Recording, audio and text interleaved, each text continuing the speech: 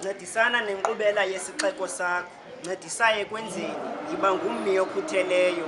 Yekani ukugcuza oololiwe, yekani ukutshisa oololiwe, ngoba abaqeshwa nabafundi batsala nzima xa besima oololiwe kumaziko emfundo.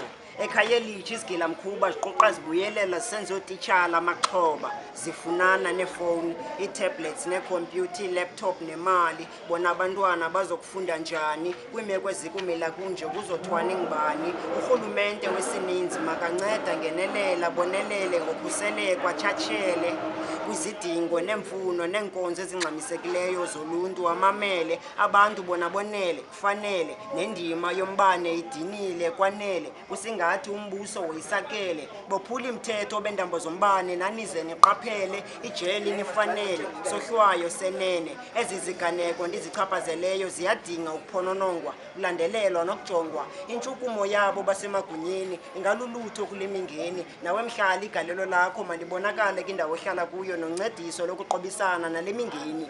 Yiba ngummi ofaka isandla, ungahlali nje usonga izandla.